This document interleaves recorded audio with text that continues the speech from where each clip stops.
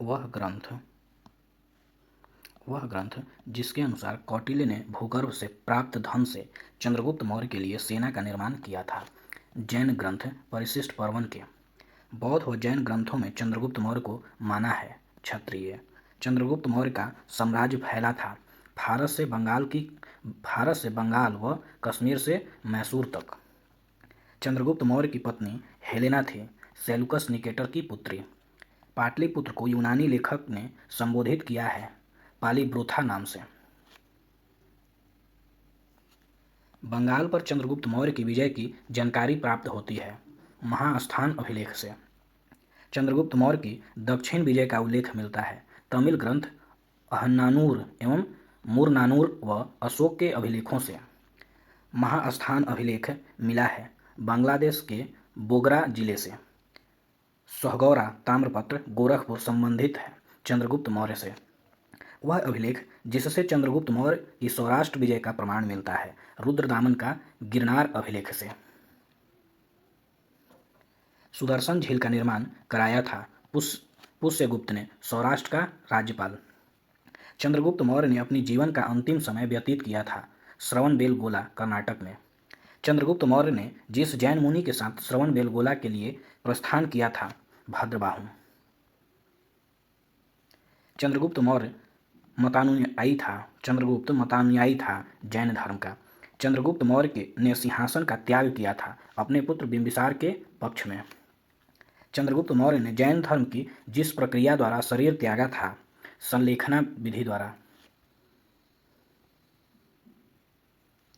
चंद्रगुप्त मौर्य की मृत्यु हुई थी 298 ईसा पूर्व में। वह अभिलेख जिसमें अशोक व चंद्रगुप्त मौर्य का नाम एक साथ मिलता है जूनागढ़ अभिलेख में। चंद्रगुप्त मौर्य का उत्तराधिकारी था बिंदुसार। बिंदुसार सिंहासन पर बैठा था 298 ईसा पूर्व में। अमित्रघात शत्रु विनाशक के नाम से मौर्य शासक को जाना जाता था बिंदुसार को। वायु पुराण में बिंदुसार का उल्लेख मिलता है भद्रसार या मद्रसार। जैन ग्रंथों में बिंदुसार को कहा गया है सिंहसेन।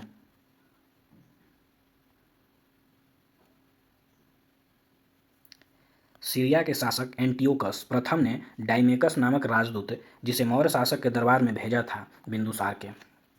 मौर्य दरबार में मेगास्थनीज का उत्तराधिकारी माना जाता था डाइमेकस को। बिंदुसार ने सीरिया के शासक से मांग की थी अंगूरी मदिरा सूखी अंजीर तथा एक दार्शनिक की। सीरिया के शासक एंटियोकस ने बिंदुसार की जो मांग ठुकरा दी वह थी एक दार्शनिक की। मिस्र के शासक टॉलेमी फिलाडेल्फस द्वितीय ने जिस राजदूत को बिंदुसार के दरबार में भेजा था वह था डायनोसियस। वह ग्रंथ जिससे यह ज्ञात होता है कि बिंदुसार की राज्यसभा में आजीवक संप्रदाय का एक ज्योतिष पिंगलवत्स निवास करता था दिव्यावादन से। बिंदुसार के शासनकाल में प्रधानमंत्री था चाणक्य। बिंदुसार ने मगध पर राज्य किया लगभग 25 वर्ष तक। बिंदुसार के पश्चात मगध की गद्दी पर बैठा था अशोक। मगध का राजा बनने से पहले अशोक राज्यपाल था उज्जैन का। बिंदुसार ने जिस प्रांत में हुए विद्रोह को दबाने के लिए अशोक को भेजा था तक्षशिला में। बौद्ध विद्वान तारानाथ ने बिंदुसार को कुल राज्यों का विजेता बताया 16 राज्यों का। बिंदुसार अनुयायी था आजीवक संप्रदाय का। अशोक का वास्तविक राज्याभिषेक हुआ था 269 ईसा पूर्व में। वह अभिलेख जिसमें सम्राट अशोक का नाम अशोक मिलता है मास्की गुर्जरा नेट्टूर व उदेगोलम अभिलेख में। देवनामी प्रियदर्शी मौर्य शासक का नाम था अशोक का। देवनाम प्रियदर्शी का शाब्दिक अर्थ होता है देवताओं का प्यारा। पुराणों में अशोक को जिस नाम से संबोधित किया गया है अशोकवर्धन। दीपवंश ग्रंथ में अशोक को कहा गया है करमूली, जिसके अनुसार अशोक ने अपने 99 भाइयों की हत्या कर सिंहासन पर प्राप्त किया सिंहली अनुश्रुति के अनुसार। वह शिलालेख जिसमें अशोक ने स्वयं को बुद्ध शाक्य कहा है मास्की के लघु शिलालेख में। अशोक के अभिलेखों को सर्वप्रथम पढ़ा था जेम्स प्रिंसेप ने 1837 ईस्वी में। अशोक के राज्याभिषेक के बाद जिस वर्ष में कलिंग युद्ध हुआ राज्याभिषेक के 8वें वर्ष में कलिंग तोसली युद्ध हुआ था 261 ईसा पूर्व में। तोसली राजधानी थी कलिंग की। अशोक के अभिलेख से कलिंग युद्ध की जानकारी मिलती है 13वें अभिलेख से। अशोक द्वारा युद्ध नीति सदा के लिए त्याग करने का कारण था कलिंग युद्ध में नरसंहार से विचलित होकर। राजतरंगिणी के अनुसार कश्मीर में अशोक ने मंदिर का निर्माण कराया था, अशोकेश्वर मंदिर का। प्रारंभ में अशोक अनुयायी था ब्राह्मण धर्म का।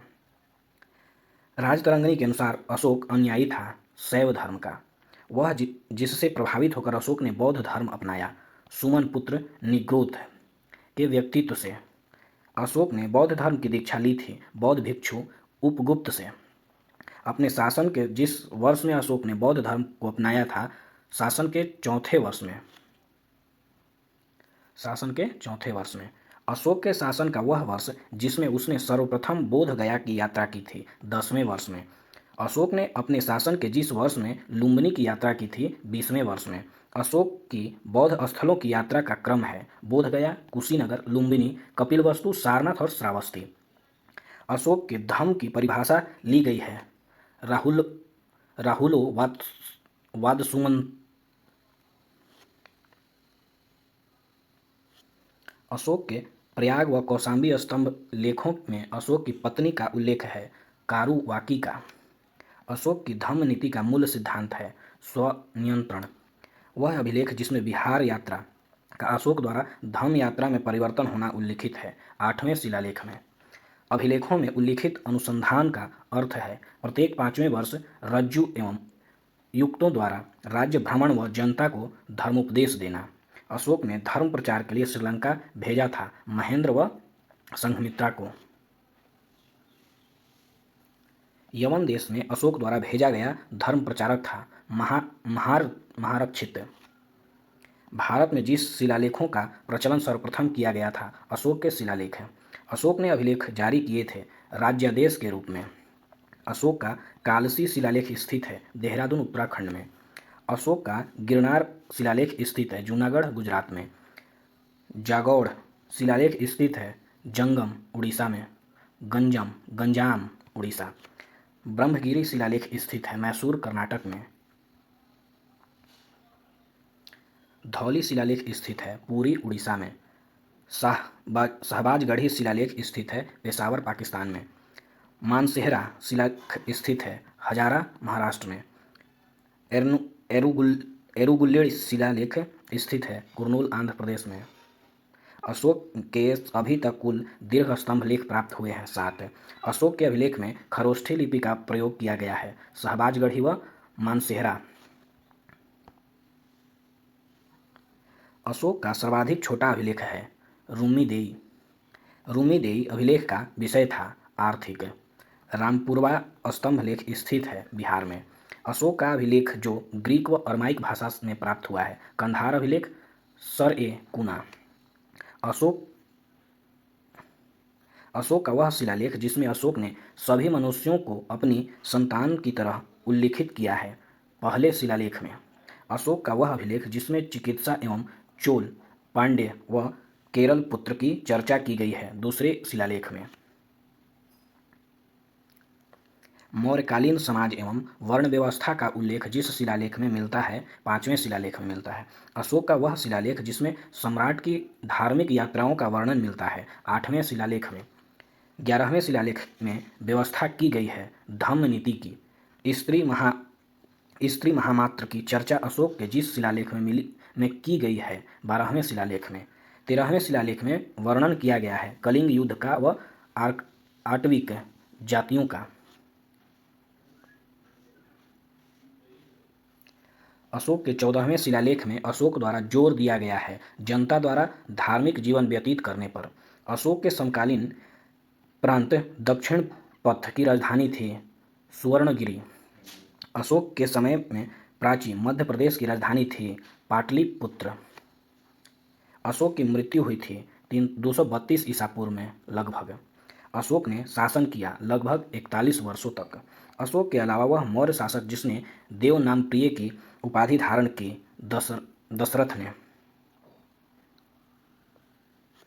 अशोक के एकमात्र पुत्र तीवर का उल्लेख मिलता है लघु स्तंभ लेख में।